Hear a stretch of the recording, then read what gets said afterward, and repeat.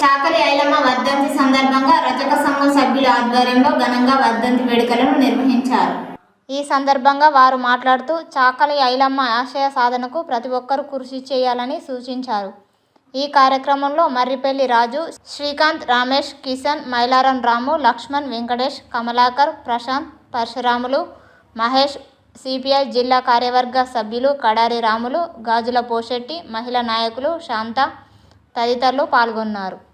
ఆనాడు రజాకారులతో పోరాటం చేసిన చిట్యాల ఐలమ్మ వీర వనిత 39వ వర్ధంతి రజక కుల సభ్యులతో ఘనంగా నిర్వహించడం జరిగింది.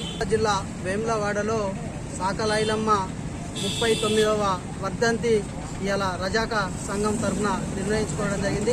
ముందు కూడా ఈ రజాక సంఘం కూడా పూర్తి స్థాయిలో ఆ ఒక్క ఐలమ్మ ఎక్కడ చూసినా కూడా ఈ రాష్ట్ర ప్రభుత్వం కూడా ఇవాళ స్వయంగా ఆమెకు ప్రభుత్వ లాంఛనాలతో తెలంగాణ బిడ్డగా ఆడబిడ్డగా ఈ ఒక ప్రకటన చేసి ఆమెకు ఈ తెలంగాణ రాష్ట్రంలో పొందిపరిచి ఎక్కడ చూసినా ఆమె విగ్రహాలే కాకుండా కూడా తెలంగాణ లాంఛనాలతో జరిపించాలనేది కూడా మేము సిపిఐ పక్షాన కోరుతా ఉన్నాం. ఈ వేములవాడ పట్టణం రజక కుల బంధువుల ఆధ్వర్యంలో చిట్యాల ఐలమ్మ 39వ వర్ధంతి ఆమెకు ఘన నివాళులు అర్పించుకోవడం జరిగింది. ఇక్కడికి అన్ని కులాల వారు ఇక్కడికి ఇచ్చేసినందుకు వారికి ప్రత్యేకమైన ధన్యవాదాలు తెలుపుకుంటూ చిట్యాల ఐలమ్మ వారి యొక్క ఆశయాలను మనము ముందుకు తీసుకుపోవాల్సిన అవసరం ఎంతో ఉంది.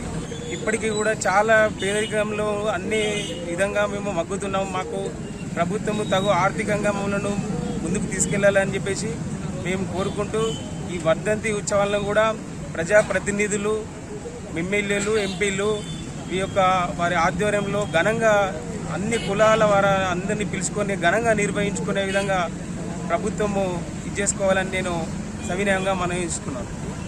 వేములవాడ రజక సంఘం ఆధ్వర్యంలో ఏదైతే ఈ జాతి నిర్మాణం కోసం, తెలంగాణ విముక్తి కోసం, మరి భూమి కోసం, భుక్తి కోసం, తెలంగాణ సాయుధ రహితంగా పోరాటం కోసం మన జీవితాన్ని త్యాగం చేసిన మరి గొప్ప వీరవనిత చాకలి ఐలమ్మ గారి వర్ధంతి పురస్కరించుకొని మరి ఆమె జీవిత ఆశయాలను, ఆమె తీసుకున్నటువంటి అనేక సంఘటనలను మన పిల్లల ఎదుగుదలకు, ఈ జీవితాలు బాగుపడే విధంగా ఈ సంఘం పనిచేసి ఆమె జీవిత చరిత్రను మరి వచ్చే జయంతి వరకు ఈ సమాజానికి అందించే విధంగా ఉండాలని చెప్పి రజక సంఘం తరపున వారిని ప్రత్యేకించి కోరుతూ మరి వారికి ఘనమైన నివాళులు అర్పిస్తా ఉన్నాం.